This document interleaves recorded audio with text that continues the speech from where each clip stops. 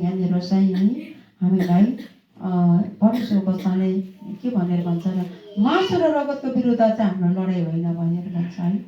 हाम्रो मासु र रगतको विरुद्धको लडाइँ चाहिँ हामीले अब छोड्नुपर्ने कुरा परमेश्वर भनेर भन्नुहुन्छ है।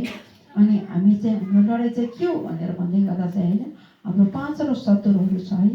अनि साँच्चै वरदान पनि 5वटा छ हाम्रो, अनि शत्रु पनि 5वटा छ, अनि हामीलाई होइन अनि यहाँनिर है अनि हाम्रो प्रार्थना पनि 5वटा छ। अनि यो चाहिँ धेरै लामो जाने कुराहरू हो है। अनि भए पनि अनि हामीमा चाहिँ शत्रुसँग लड्नुको लागि हामीमा चाहिँ के हुनुपर्छ भने सत्यताको पेटी, धार्मिकताको छातीपाता, मिलाको सुसमाचार, विश्वासको ढाल, मुक्तिको टोप र पवित्र आत्मा तलवार लिएर तपाईँ र म चाहिँ के गर्नुपर्ने हुन्छ, शत्रुको सामना गर्ने प्रधानताहरूको विरुद्धमा, शक्तिहरूको विरुद्धमा, अधिकारीहरूको विरुद्धमा, शासकहरूको विरुद्ध, आत्मिक दुष्ट सेनाहरूको विरुद्धमा तपाईँ र म चाहिँ खडा हुनुपर्छ। जब तपाईँ र म खडा हुन्छौँ है, खडा हुन्छ तब चाहिँ दाग रहितको, चाउरी नपरेको, निष्कलङ्क, पवित्र र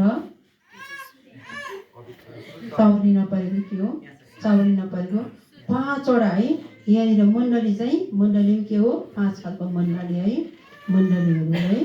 अनि यो 5 किसिमको यो दाग रहेको प्रज्वलित मण्डली हुनुको लागि चाहिँ है अनि तपाईँ